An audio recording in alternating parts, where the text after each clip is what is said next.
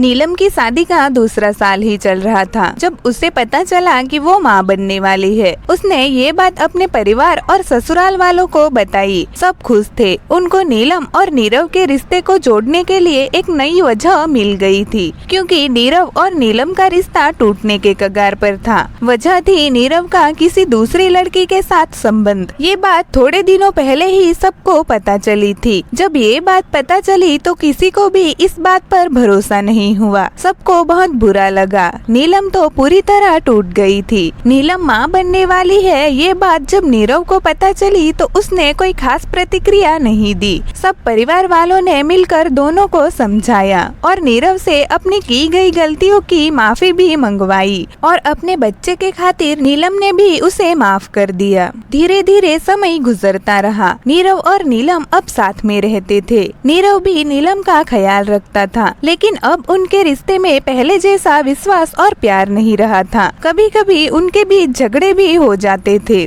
और नीलम के ससुराल वाले भी अब उसके साथ ज्यादा बात नहीं करते थे। एक दिन नीलम को लेबर पेन शुरू हो गया तो सब उसे हॉस्पिटल लेकर गए। हॉस्पिटल जाकर पता चला कि नीलम की नॉर्मल डिलीवरी नहीं हो सकती, उसकी सिजेरियन डिलीवरी ही करनी पड़ेगी और उसके लिए खर्चा भी ज्यादा होगा। ये बात सुन नीरव वहाँ से चला जाता है, ये कहकर कि उसके पास इतने पैसे नहीं है। उसका सारा खर्चा नीलम ने खुद दिया था। वो भी जॉब करती थी तो उसने थोड़े बहुत पैसे बचाए थे। थोड़े दिनों बाद नीलम को भी हॉस्पिटल से डिस्चार्ज मिल गया। उसने एक बेटी को जन्म दिया था, लेकिन नीलम ने ये तय कर लिया था कि अब वो नीरव के साथ नहीं रहेगी। नीलम और नीरव दोनों ने तलाक ले लिया। उसके कुछ ही दिन बाद नीरव ने दूसरी लड़की से शादी कर ली। नीलम भी अपनी बेटी को बड़ा करने में व्यस्त हो गई। नीलम की बेटी 1 साल की हो गई थी और नीरव को उसकी दूसरी बीवी भी छोड़कर चली गई थी। तब नीरव को अपनी बेटी का ख्याल आया, लेकिन नीलम ने उसे अपनी बेटी से मिलने नहीं दिया।